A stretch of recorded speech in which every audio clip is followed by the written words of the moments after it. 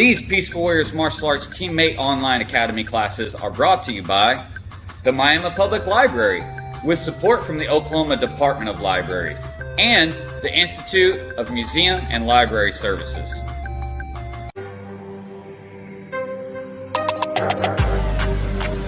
Me and my team got moving made.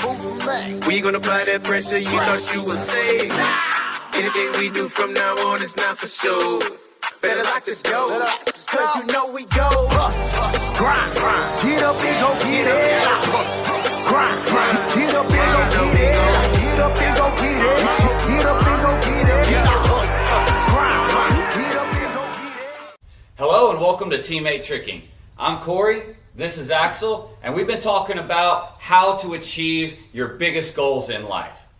By taking the techniques from this combination here and showing you how to break them down into the smallest skills possible, we're giving you the template to be able to accomplish just about any goal you need to do. But first you got to know what skills are involved. You got to be able to break it down and chase down and learn each individual piece that you need to get there. It can be daunting at first because some things can take years to learn, much like some of these tricks.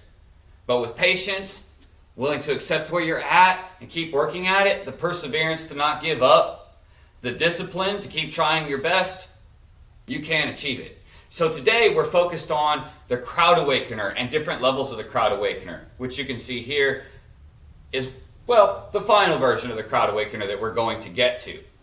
But there are a few different versions of this, and this one, we're going to start off by breaking down the skills the same way we did for the Pop 180 round. We've got to focus on our jump. This one requires you to get a really high, straight up in the air and not waste energy or drift side to side. So we're going to start off with good jumping practices. First up, we want to make sure that when we jump, we're pushing off with our toes. Like we're pushing off the ground with our toes each time that we jump. We also want to make sure we're not wasting energy by bending down too far.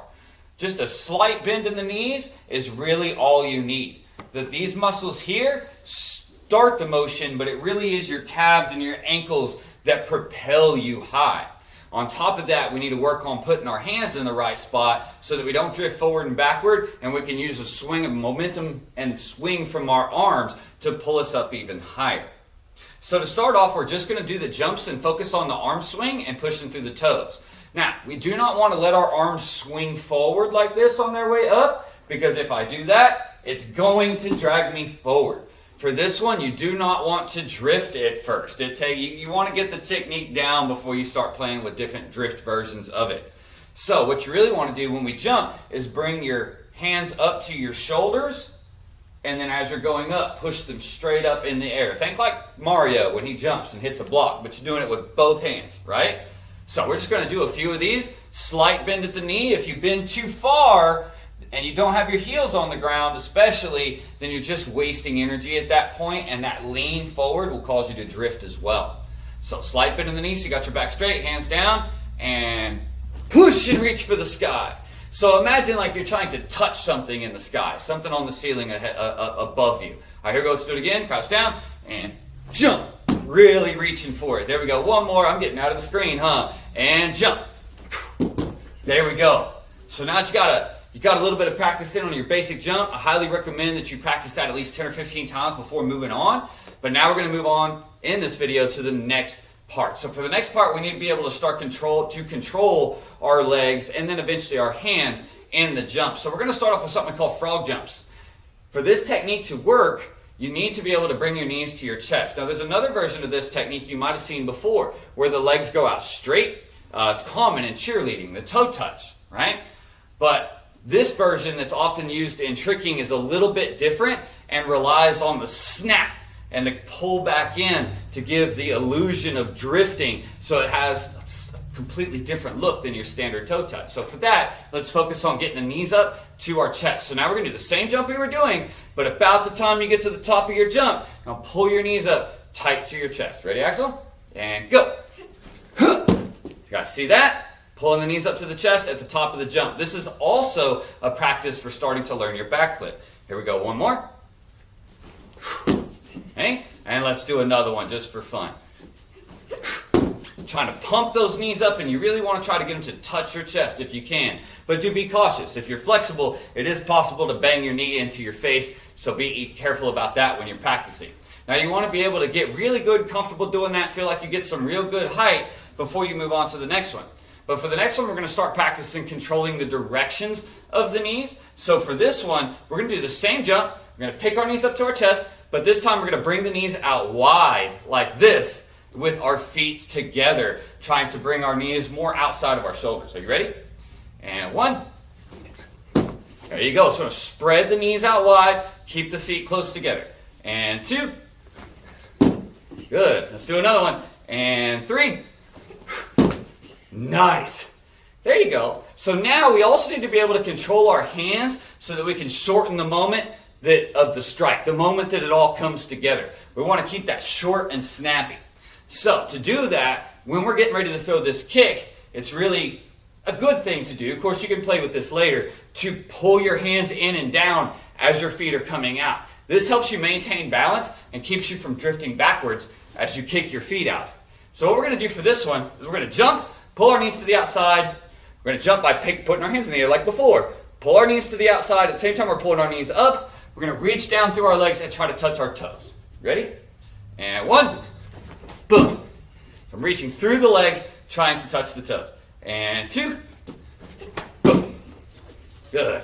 Let's do another one. And 3. Good.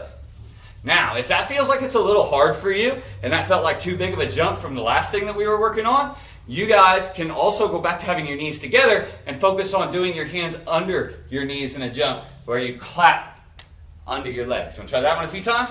And 1. Go. 2. Oh, I missed mine. Getting tired, I guess. Getting old. That's all right. I'm still going to keep practicing. 3. There we go. All right. So now we can put away the jump for just a few minutes. We need to focus on the mechanic itself, right? So in the mechanic, we're using a front kick. Remember, it's really important to not lift your leg this way like a toe touch, but to rather pick your knee up so that we can push out with it and back in. Got to get those legs back in so that we can land on our feet. So what we're going to do first is just practice the 4 parts of the front kick. So Axel, I'm going to have you face that way. I'm going to face this way. So I want you to switch legs every time. Start with your front side leg, the one closest to the screen. You're going to pick your knee up and bend it as far as you can. Hold it up as high as you can. We're going to do these slow. Then you're going to push out with your foot, pull back in, and put it down. There you go. Now we're going to do the other leg. Should be your backside leg, going farthest from the screen. Pick it up, push it forward, pull it back in, and bring it down. Good. Back to our first leg. Pick it up, push it forward, back in, put it down. Going faster now on the backside leg. Pick it up, out, in, and down. Now we're going to speed it up. Back to our front side leg. Just going to do all 4 motions. Make sure you're getting all 4 motions, up, out, in, and down together. If you're missing one of those motions, then slow down a little bit. You're going a little too fast for where you're at the moment. You need to have some patience with where you're at and practice it slow a little bit until you make sure that you got those muscle motions internalized so you don't have to think about all 4 parts. Ready, Mr. Axel? And 1, 2, good, 3. It's helpful to breathe out when you exert on this as well. 4, 5, good. So now we're going to start incorporating our jump back into this. But we're only going to use one leg at a time to start getting used to this. So what we're going to do is we're going to jump and pull our knees up, like those frog jumps we were doing a minute ago. But you're just going to kick one leg out and then bring it back in and put it down. So same jump we were doing, same frog jumps.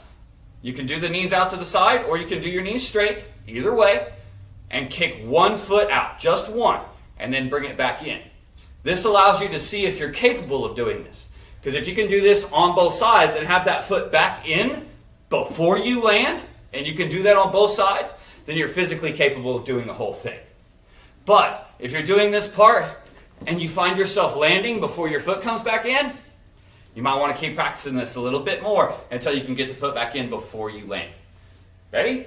So we're going to start off with the leg on this side. For you, that'll be your left leg. So we're going to jump up, pick the knees up, and then kick that foot out. Ready? And 1, Notice how I pulled my hands down a little bit as I went to kick the foot out. Try to land on both feet at the same time. Now we're going to do the other leg. And 2. Oh, I didn't quite get mine in quick enough that time. Back to this leg. And 3. Good. Back to this leg. 4. Nice. Make sure you're getting this on both legs where you can land back on your feet at the same time. It's really important to be able to push your foot all the way out, pull all the way back in on both sides to make this work. Now that we get to the bigger part, I'm going to scoot out of the way, let Axel take the center. His are just plain prettier than mine. Now, get to try to put the whole thing together to the level 1 crowd awakener. We call it around here the goals kick because of breaking it down to achieve our goals. So he's going to do that same jump, but he can do full crowd awakener now by kicking out both feet at the same time and then bringing them back into land. Ready? 1. Good, not bad. 2. There you go. Try to get him back in tight. 3. Good. Now I'm going to let him step off and rest, and I'm going to have you follow along with me for a few more. 4. No. 5. And let's do one more for good measure. 6. Notice how I drop my hands down, and the wider apart you can get your feet. So it's good to work on your split stretches for this and your hamstring flexibility and hip flexibility. The better your flexibility is, the more flair your crowd awakener is going to have. Then once you've got that level 1 crowd awakener, you can start to move to level 2. There's actually a level 3 and a level 4 as well, but level 2 adds a spin to what we're doing. Now this can be tricky, but it can also be done in a variety of ways. You can spin backside and use a cheat step. You could spin front side, though it's a little physically bit more difficult. But we'll start off doing the front side version. So how this would go, we want to make sure we know what direction we want our kick to go. Where's our audience, right? Who do we want to impress with this one? And so what we want to do is make sure that our kick unfolds at that point, at our target spot. Okay? So that would be where the audience is. So we're going to use that direction. So you are our audience. So that's where we're going to aim our kick, and feel free to do the same with us. So what we're going to do for this first one is we're going to start off sideways to our target. And we're going to do the same jump and kick out the same way, but this time when we jump, we're going to pull our arms into the front side leg, the leg closest to the screen, so that we turn towards the audience as it happens. And if all goes well, we'll land back facing this way pretty much. All right, now, I don't know if we both want to do this together, do we? Okay, well, I'm going to scoot forward just a little bit. All right, so first one, jumping, front side crowd awakener. And remember, same jump. Don't try to turn with your legs. Don't try to twist with your legs. Use your arm swing to turn you. Focus on going up, but this time we're also going to go a little to the left as we go up, twisting at the shoulders so that when our knees come up, the crowd awakener goes towards our target. And 1. There we go. Now that we're facing each other, we'll go back the other way. So that would be that side. Ready? And 2. Good. So then that gets you your half spin, and that sets up the beginning of your crowd awakener. If that's a little tough for you, then maybe try to break down this next part, which also adds more spin to the crowd awakener, so more people tend to use this one. Just kind of depends. This is also how we show it in our combination. So we can also use a cheat step to go backside and create more spin. So all a cheat step is when I take one foot and step it around close to my other foot to start turning in a circle, as if I was doing this. Those are cheat steps, okay? So we're just going to apply a cheat step. And the goal for this one is whatever way that I cheat step, I want to end up facing away from my target. Directly away. And then I do the jump the same way we were doing a second ago by pulling the arms to the shoulder. And I have a little bit more rotation as I kick back out towards wherever the audience is as well. Now, one way to do this, there's a couple different ways you can do this, but I'm going to give you the simple one, and you can play with others on your own.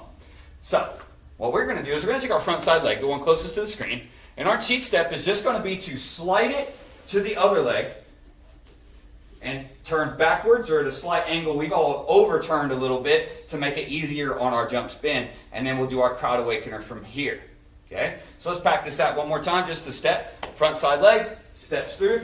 So now you're facing away from the target. Okay, so now, as soon as our front side leg steps through and settles down, we're going to jump into our crowd awakener. Are we ready? All right, and give it a shot. Go. All right, didn't have a lot of spin on mine. All right, let's do that one again. On the other side now. So this time I'm going to be stepping this way. All right, ready? And there we go. And that one's spin is a bit harder to control. Now, once you learn the cheat 540 and things like that, you can actually hyper this technique by spinning in the air during your crowd awakener to land on the opposite side leg of the direction you were spinning. So all kinds of cool things you can do with this if you explore new options as you go. Just remember to have patience, to spend a lot of time getting really comfortable with each part before you move on to the next. Remember to have compassion and care for yourself. Don't beat yourself up when things don't go your way. Remember to have perseverance, to never give up. The self-discipline to always try your hardest even when you're frustrated. These things will get you anywhere you want in life, and they're great teammate skills to have in dealing with other people as well. Till I see you again, be the best teammate you can be the best at being you.